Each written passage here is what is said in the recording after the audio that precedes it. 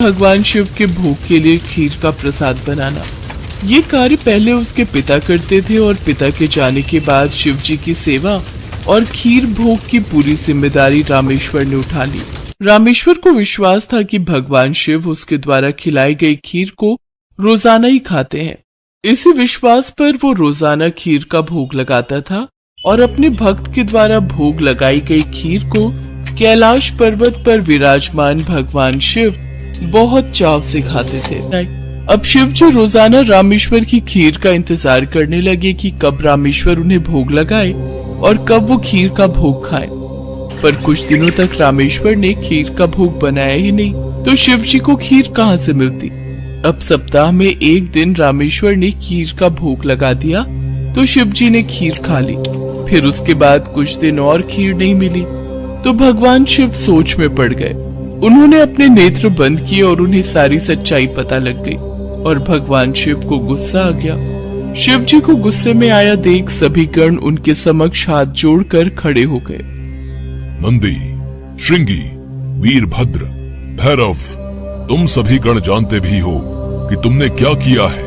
मेरे भक्त रामेश्वर के द्वारा भोग में अर्पित की गई खीर मुझे कितनी प्रिय है और तुमने उसे खीर का भोग रोजाना लगाने के लिए मना कर दिया। महादेव, हमें क्षमा कर दीजिए, हमसे भूल हो गई। महादेव, जब हम आपको खीर खाता हुआ देखते थे तो हम यही सोचते थे कि आप हमारी ओर ध्यान नहीं दे रहे हैं। अच्छा, तो ये कारण है। पर तुम सब ये नहीं जानते कि मेरा प्रेम अपने सभी भक्तों पर एक समान है। मैं भला तुम्हें कैसे भूल सकता हूँ। तुम तो मेरे हृदय में वास करते हो। तुम सब तो मेरी ही शक्तियों द्वारा उत्पन्न हुए हो। संसार में मेरा प्रत्येक भक्त मुझे एक समान प्रिय है और प्रत्येक भक्त के हृदय में मैं ही विद्यमान हूँ। आप सच कह रहे हैं ब्राह्मण देव, भगवान शंकर को मेरे हाथों की बनी खीर इतनी प्रिय है। ठीक है, फिर मैं रोजाना उन्हें खीर का भोग लगाऊंगा। ये सुनकर रामेश्वर बहुत खुश हुआ। अब एक बार फिर रामेश्वर रोजाना खीर बनाकर भगवान शिव को भोग लगाने लगा। अब तो समस्त शिवगण भी भगवान शिव के साथ रामेश्वर द्वारा भोग लगी प्रसाद की खीर का आनंद लेते और खूब भरपेट खीर को खाते।